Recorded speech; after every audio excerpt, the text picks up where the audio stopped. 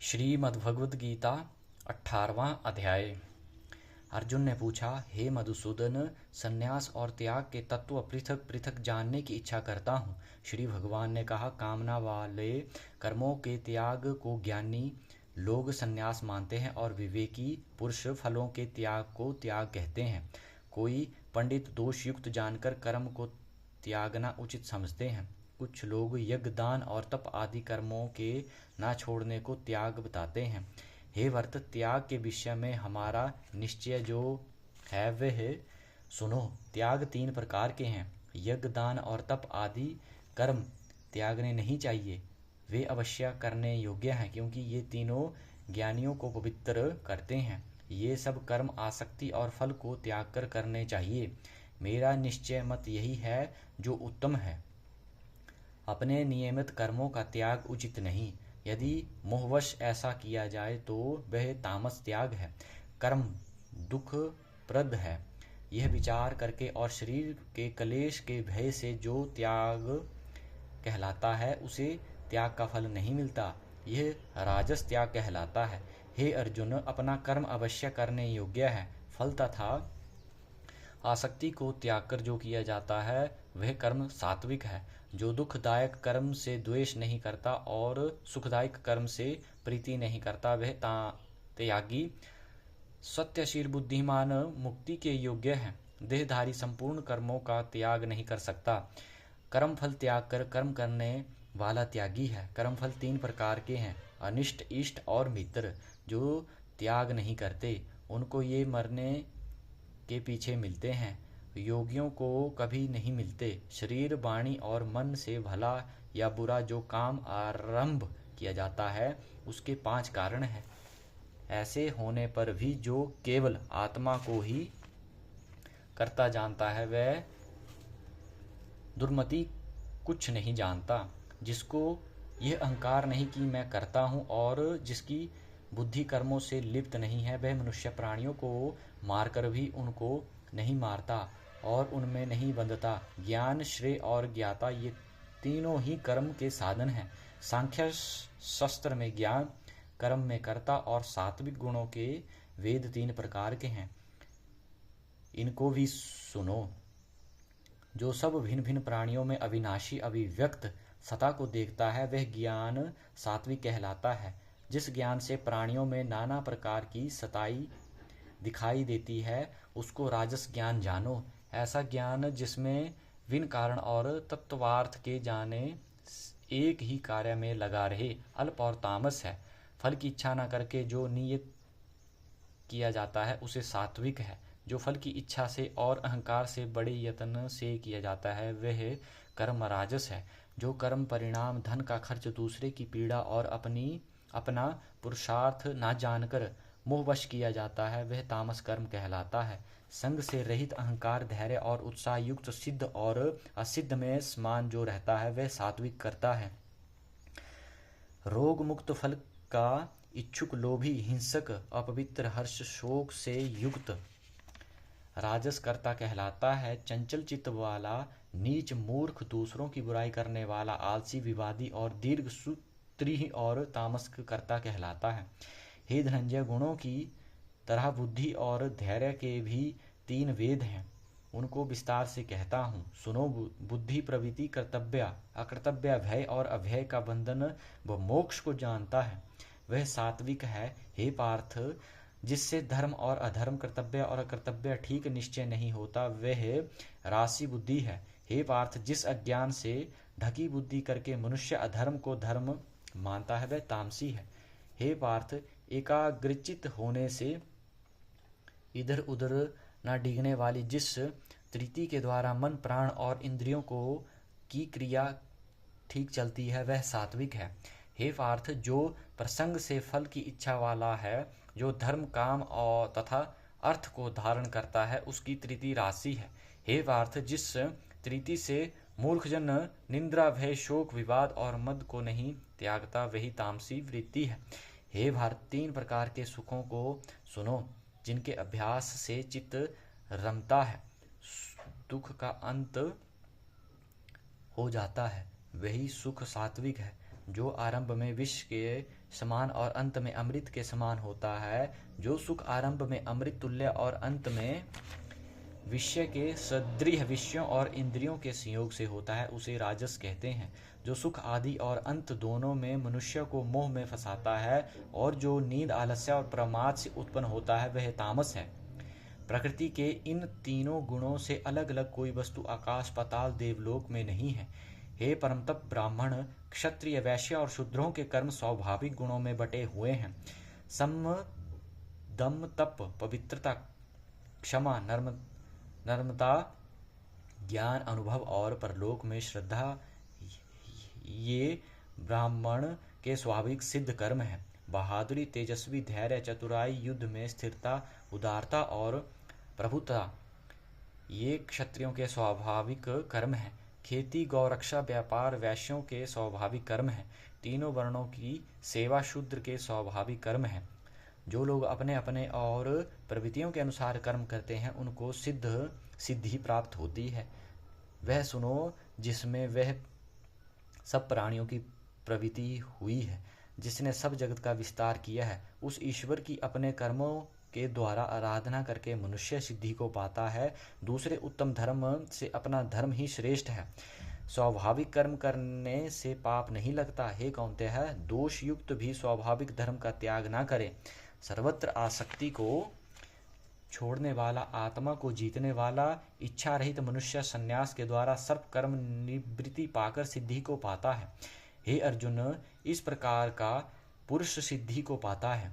वह फिर किस तरह ब्रह्मा को प्राप्त होता है, सो मुझसे सुनो।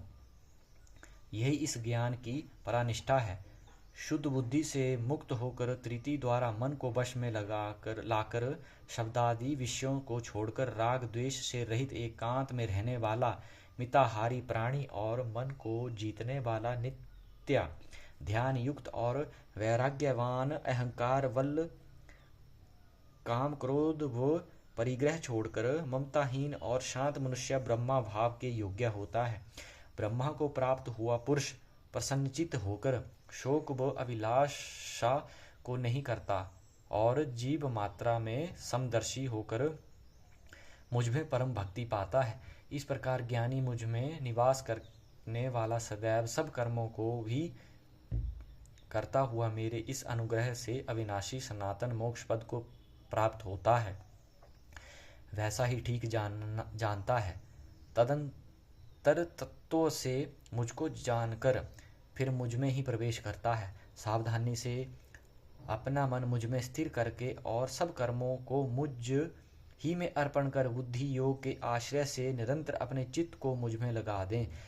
मेरे में चित्त लगाकर मेरी कृपा से सब दुर्गम कष्टों से तर जाओगे। यदि अहंकार में मेरी बात सुनोगे तो नष्ट हो जाओगे। यदि अहंकार का आश्रय लेकर युद्ध नहीं करूँगा ऐसा मानते हो तो तुम्हारा निश्चय झूठा है, क्योंकि स्वभाव तुम्हें युद्ध में लगावेगा। हे कौन्तेय, जिस कर्म को अब तुम मोह से करना नहीं चाहते, वही अपने स्वाभाविक कर्म में बंधा हुआ बेबस होकर रहेगा। हे अर्जुन, प्राणियों के हृदय में स्थिर ईश्वर उनको माया से इस प्रकार भरमा रहा है मानो सब यंत्र पर चढ़े हैं। हे भारत, सब भावों से उसी की कृपा से परम शांति और मुक्ति को पाओगे। यह गूढ़ ज्ञान मैंने तुम्हें कहा है, इसे भली भांति विचार कर जैसा चाहते हो वैसा करो। सबसे गूढ़ वचन और सुन, क्योंकि तू मेरा परम मित्र है। इससे तेरे हित ही कहूँगा। मेरे में मन लगाओ, मेरे भक्त हो, मेरा यज्ञ करो और मुझे ही नमस्कार करो। इस प्रकार मुझे पाओगे, यह मैं सत्य प्रतिज्ञा करता हूँ। क्योंकि तुम मेरे मित्र हो, सब धर्मों को छोड़कर केवल मेरी शरण में आओ, मैं तुम्हें सब पापों से छुड़ा दूंगा। सोच ना करो। यह मेरा रहस्य ऐसे पुरुष से जो मेरा तप ना करता हो, मेरा भक्त ना हो, सेवक ना हो और मेरा निंदक हो कभी ना कहना चाहिए। जो सब परम युक्त ज्ञान को मेरे भक्तों में प्रकट करेगा, वह मेरी परम भक्ति को पाकर अंत में निश्चय ही मुझ में लीन हो जाएगा। इससे अधिक मेरे लिए प्यारा काम करने वाले मनुष्यों से दूसरा कोई नहीं होगा, और उससे बढ़कर मुझे कोई प्यारा भी नहीं होगा। हमारे इस धर्म संवाद को जो कोई पढ़ेगा, और मैं समझूंगा कि उसने ज्ञान यज्ञ से मेरी पूजा की। जो श्रद्धावान पुरुष दोष ढूंढे बिना इसको सुनेगा, वह भी मुक्त होकर पुण्यात्माओं को मिलने वाले शुभ लोकों को प्राप्त होगा। हे पार्थ, तुमने एकाग्रचित्त से इस मेरे कहे हुए उपदेश को सुना या नहीं? अर्जुन, तुम्हारे अज्ञान से उत्पन्न हुआ मोह नष्ट हो गया या नहीं? अर्जुन ने कहा, हे भगवान, आपकी कृपा से मेरा मोह नष्ट हो गया और स्मृति प्राप्त हुई। निसंदेह आपकी आज्ञा में स्थित हूँ, और जैसा आपने कहा है वैसा ही करूँगा। संजय कहते हैं, हे धृतराष्ट्र, मैंने व्यास जी की कृपा से साक्षात योगेश्वर श्री कृष्ण जी के मुख से इस परम गृह संवाद को सुना। हे राजन, श्री कृष्ण और अर्जुन के अद्भुत पुण्यकारक संवाद को स्मरण करके मैं बारंबार प्रसन्न होता हूँ। श्री कृष्ण भगवान के उस अद्भुत रूप को स्मरण करके मुझे बड़ा ही विस्मय होता है। हे राजन, मेरी ऐसी धारणा है कि जहाँ योगेश्वर श्री कृष्ण ही हैं और जहाँ पार्थ धनुषधारी हैं, वही राज, लक्ष्मी, विजय, ऐश्वर्य और अटल नीति है। इति श्रीमद्भगवद्गीतासु उपनिषत्सु ब्रह्मविद्यायोगशास्त्रे श्रीकृष्ण अर्जुन संवादे संन्यास योगो नाम अष्टादशो अध्याय। 18वें अध्याय का महत्व की कथा। श्री नारायण जी बोले, हे लक्ष्मी, 18वें अध्याय का महत्व सुनो। एक समय सुमेरु पर्वत पर देवलोक में इंद्र अपनी सभा लगाए बैठा था। उर्वशी नृत्य कर रही थी। बड़ी प्रसन्नता में बैठे थे। इतने में एक चतुर्भुज रूप जी को पार्षद ले आए और इंद्र से सब देवताओं के सामने कहा, तू उठ, इसको बैठने दे। यह सुनकर इंद्र सहन न कर सका, तेजस्वी को आसन पर बैठा दिया। इंद्र ने अपने गुरु बृहस्पति जी से पूछा, गुरु जी, आप त्रिकालदर्शी हो, देखो इसने कौन सा पुण्य किया है जिस पर यह इंद्रासन का अधिकारी हुआ। मेरे जाने तो इसने तीर्थ व्रत यज्ञ दान कोई नहीं किया। यही सब बात बृहस्पति जी ने भगवान से कही। तब प्रभु ने बृहस्पति जी से कहा कि इसके मन में भोगों की वासना थी, परंतु यह गीता के 18वें अध्याय का नित्य पाठ करता था। उससे जब इसने देह छोड़ी, तब मैंने आज्ञा करी, हे पार्षदों, तुम इसको पहले ले जाकर इंद्रलोक से सुख भोगा दो। जब इसका मनोरथ पूरा हो जाए, तब मेरी सायुज्य मुक्ति को पहुंचा दो। सो तुम जाकर भोगों की सामग्री इकट्ठी कर दो। तब इंद्र और सब देवता आकर इंद्र ने सब भोगों की वस्तु एकत्र कर दी और कहा, इंद्रलोक के सुखों को भोगो। कई काल इंद्रपुरी के सुख भोगकर फिर श्री भगवान की कृपा से सायुज्य मुक्ति पाकर वैकुंठ का अधिकारी हुआ। श्री नारायण जी कहते हैं कि हे लक्ष्मी, यह 18वें अध्याय का महत्व है। गंगा, गीता, गायत्री कलयुग में यह तीनों मुक्ति की दाता है। जय हो। श्रीमद्भगवद्गीता की जय हो।